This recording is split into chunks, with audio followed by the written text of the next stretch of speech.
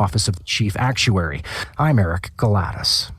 Finally, our Alex Gonzalez lets us know Nevada is among the top 5 states for the highest per capita rates of both fraud and identity theft. The FTC data shows people reported losing nearly $8.8 billion to fraud in 2022, an increase of more than 30% over the previous year. Regional Director for the Western Region FTC office, Marisela Segura, says the top 5 scam types appear to be imposter scams, online shopping, sweepstakes and lotteries, investment schemes, and bogus job opportunities. Though fraud reports overall were down from the year prior, 2021, the amount of loss.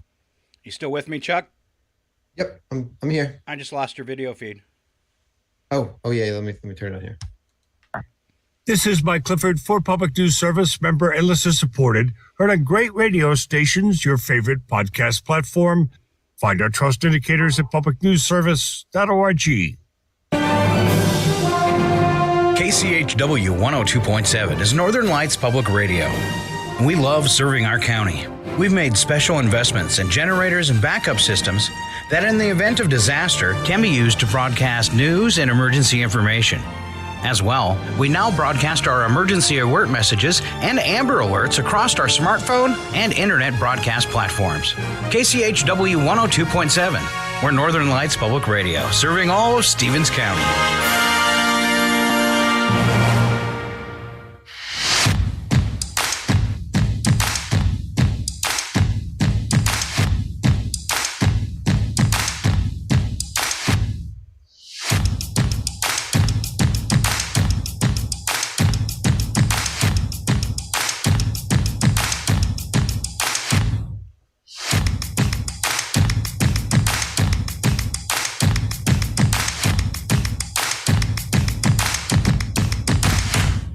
I think we're back. It's part 2, KCHW 102.7. You got a Thursday.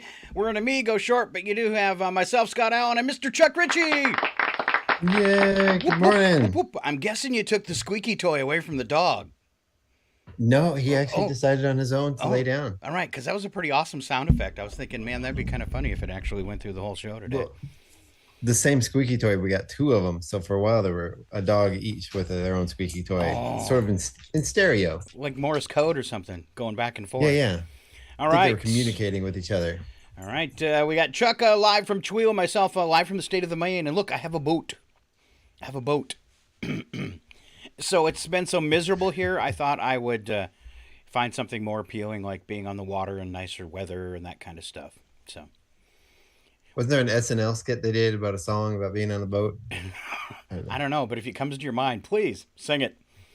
Come to think of it, there's some obscenities in it. I don't think it was SNL. Okay, don't sing it, yeah. Chuck. No, I'm not going to sing it. All right, let's start off with a little weather. We're starting late today, but hopefully this isn't too late for you. 49 degrees for a high temperature today, sun and clouds mixed.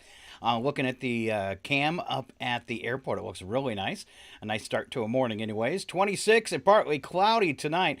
Then for Friday, 51 and 29, mostly sunny skies. Mostly cloudy for Saturday, but you're still going to get all the way up to 52 with 30 for an overnight low.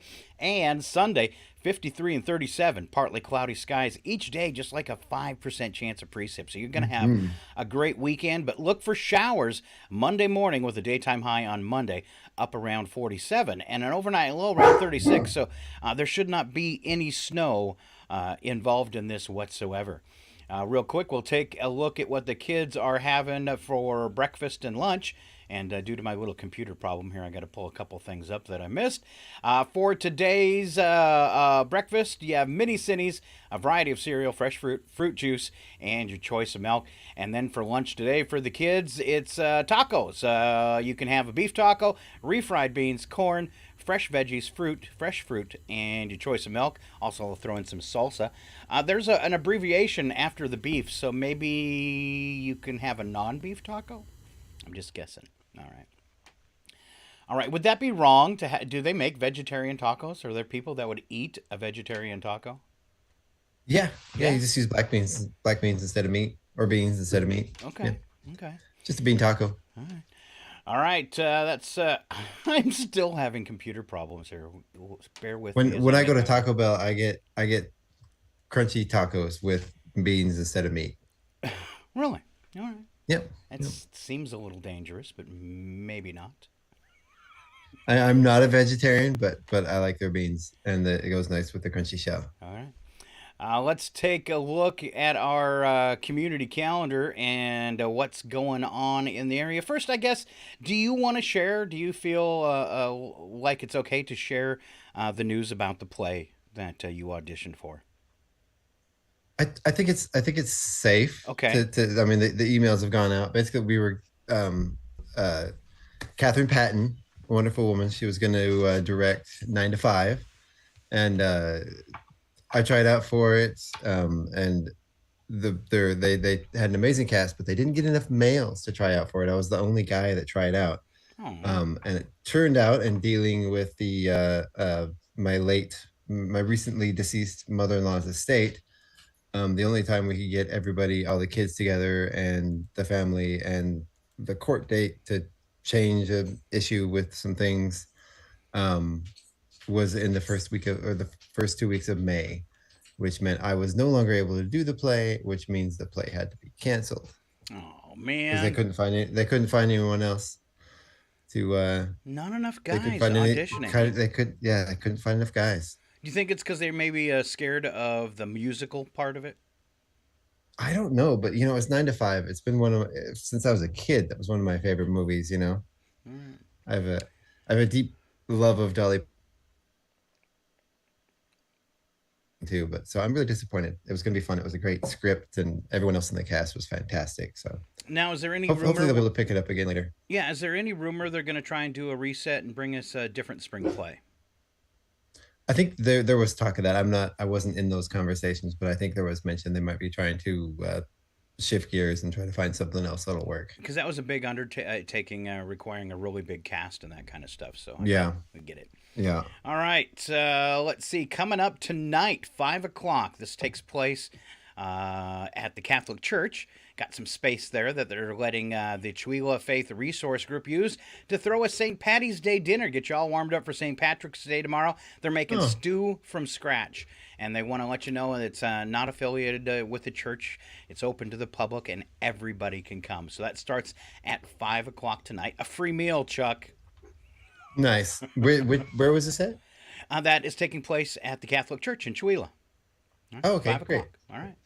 I didn't even realize till you just said it that tomorrow is indeed St. Patty's Day. Yeah. All right, let's go to our little cheat sheet for this morning. We've got a few jokes to get you all warmed up.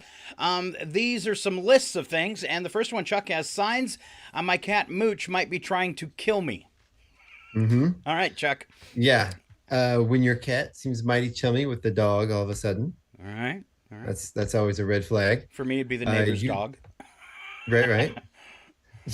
You find a stash of Feline of Fortune magazines behind the couch.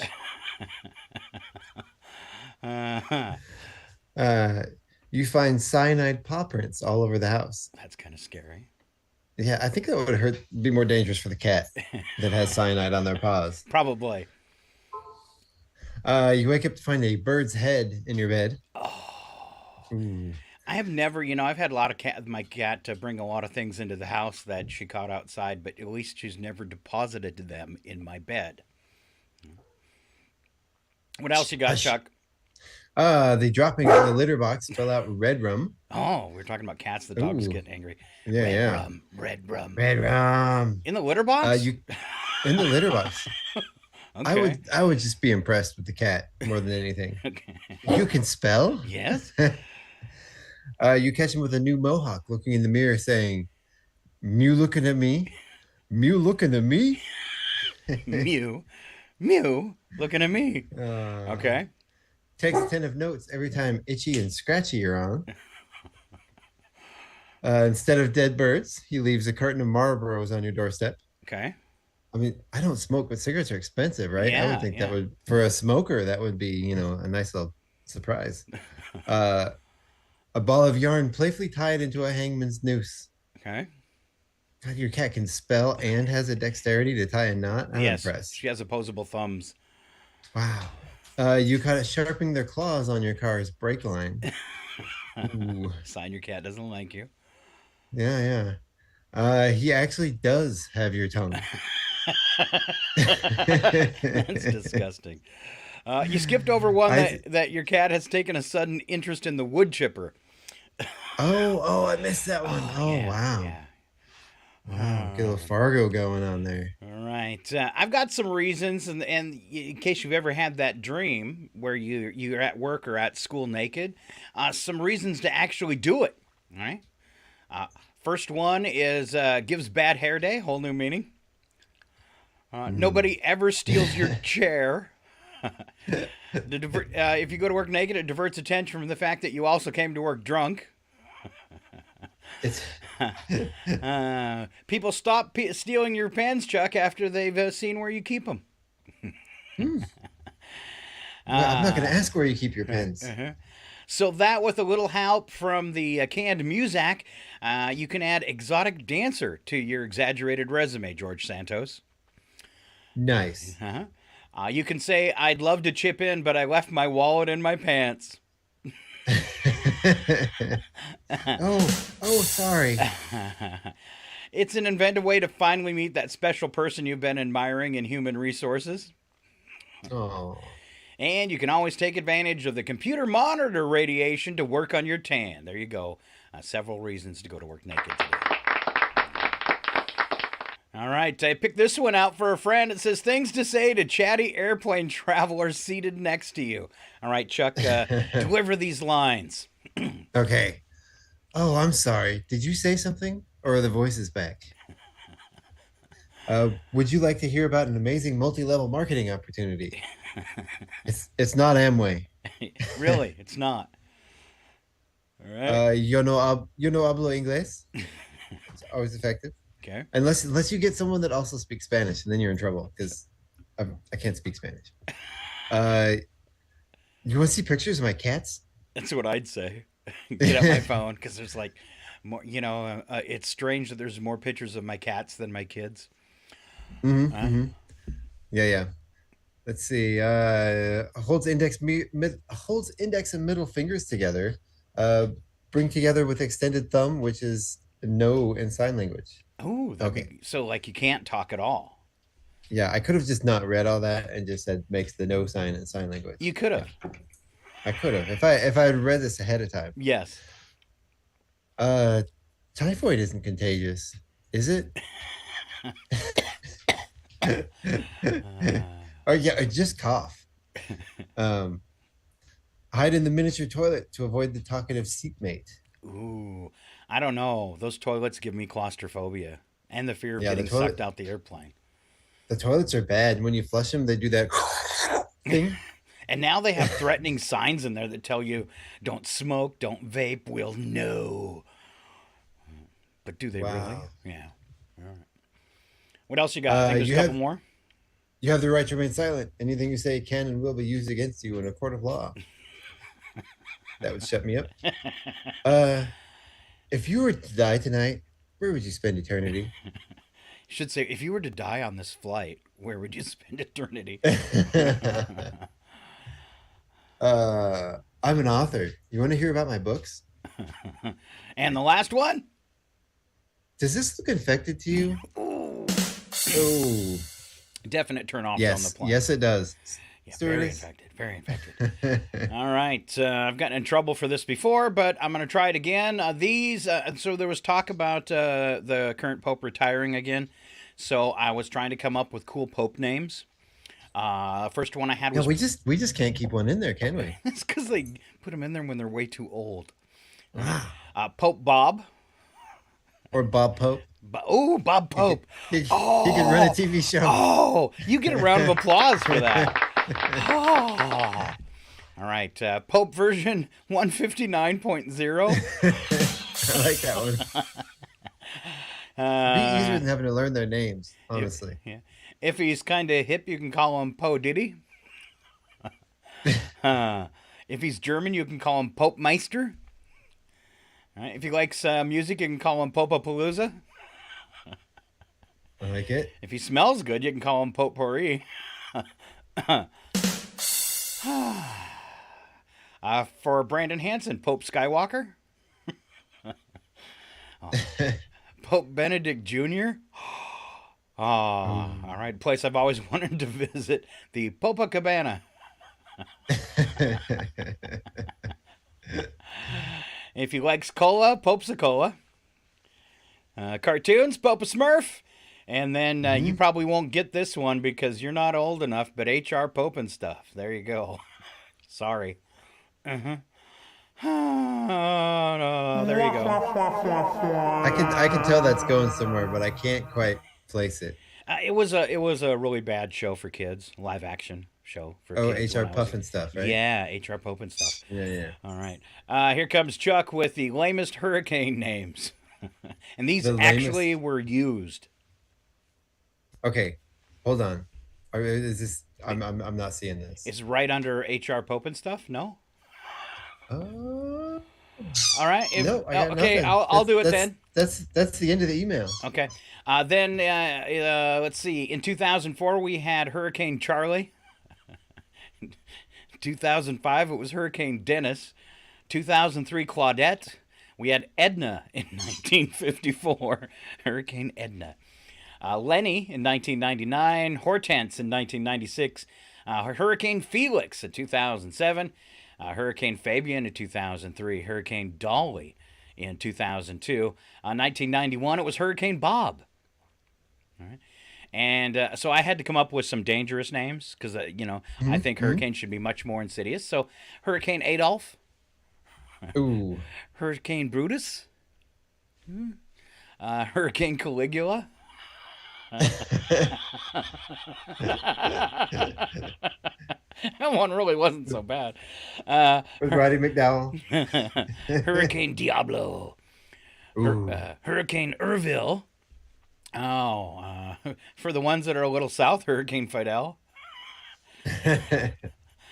From Star Trek, Hurricane Gorgon. Hurricane Hussein. That's bad. Hurricane Igor, and the last one, Hurricane Jezebel. There you go. I forget about Hurricane Santos. Oh. Yeah, that one blew in and refuses to leave, right? Oh my goodness. So did you hear the latest news about George Santos and his dealings? No, I have not. Apparently there is a credible connection that was investigated a few years ago between George Santos and a credit card skimming ring. Nice. Right. Yeah. All right. You sounded like a chipmunk for a second there. That was pretty cool. Oh, did I? Sorry. That was just that's my weekend voice. You still do. We're being cursed today with the show this is the show that shouldn't have happened, I guess. And it's let's blame it on Alan for not being here today. So if I'm already in the chipmunk voice, and then I'll do this. What does this do? It's really bad too. Wow. Wow. All right, Chuck, what is, we'll keep whipping along like this for a minute. Okay. It sounds like you're on helium. All right. Canadian activist facing criminal charges after storming the stage at this week's Juno Awards. So I don't know if you caught this, Chuck, but what's better than a slap at the Oscars? I have no idea. A jab at the Junos? No, but that's good. It's actually a topless woman going on stage at the Junos. While Avril Lavigne was talking, she's standing firmly behind the stunt in her latest remarks. The gal that did this, Casey Hatherley, was topless at Monday's ceremony in Edmonton, where she climbed next to the singer-songwriter who was introducing musician A.P. Dillon. The Vancouver resident had phrases like land back and stop logging old growth now written on her torso and her arms, and luckily she was wearing some pasties. She was eventually moved by security and arrested. On Wednesday, Hatherley appeared in an Edmonton court on a charge of mischief before speaking to the press outside. The activist said she belongs to an environmental advocacy group called On to Ottawa, and that she was protesting development on natural lands in the Ontario province. Juno Awards, now in their 53rd year, are the Canadian equivalent of the Grammys. So, there you go. When you first started that, I thought Courtney Love was up to shenanigans again. All right, we totally lost you now, Chuck. Folks, I hate to do this, but I guess we are going to go back to break and be back in just a few minutes. Bear with us as we see we can iron out the last of these technical difficulties. It is KCHW 102.7. For the Daily Yonder and Public News Service, this is the news from rural America. 1 in 5 rural hospitals is at risk of closing, according to research from Chartis Center for Rural Health, primarily in states that opted out of Medicaid expansion. The center's Michael Topchick points to increased demand for services and rising personnel costs from staffing shortages. We've got 453 hospitals vulnerable to closure, and even if a hospital stays open, it doesn't mean that they're providing the same services they once were. Topchick says 43% of rural hospitals are operating in the red. Those in North Carolina should get relief after state lawmakers voted this month to expand Medicaid under the Affordable Care Act. DeQuan Marcel Love is with the state's NAACP. He says expansion benefits Black residents who face systematic barriers accessing quality health care. Our rural hospitals are disappearing. Services are being taken away, but Medicaid expansion is a lifeline. North Carolina is the 41st state to expand Medicaid. 2 states that haven't, Kansas and Wyoming, have the highest percentage of rural hospitals regularly losing money. Access to Medicaid directly impacts another vulnerable population. Those without a home. Sandra Brown has more. In the past 2 years, homelessness in the U.S. has risen 1%. But folks who coordinate local homeless services tell the Housing or Urban Development Department their workload is up nearly 6%. Finding housing can be harder in rural communities, says Jeff Olivet with U.S. Interagency Council on Homelessness, because paying rent requires finding a job that pays a livable wage, and that can be challenging without a car or access to public transportation. Even at 10 miles, distance can be a huge barrier that could mean the difference between a job and no job for somebody. Being unhoused can also trigger mental health issues, and Olivet says states that have foregone Medicaid expansion may provide fewer health care services. When we think about access to mental health care and substance use treatment, even if they're ready to go into treatment, there's no place available within 100 miles. I'm Sandra Brown. An itty-bitty bunny is dying out, losing its sagebrush habitat to development, disease, and wildfires. What's called the pygmy rabbit lives in the sagebrush sea, an area stretching from Oregon to Wyoming. Some conservationists want endangered species protection for the rabbit, whose declining numbers, they say, represent a biodiversity crisis. In the past 40 years, we've seen about 26 million acres in the pygmy habitat range burned. That's about 15%. Vera Smith with Defenders of Wildlife says the tiny rabbit, that weighs less than a pound, relies on sagebrush for food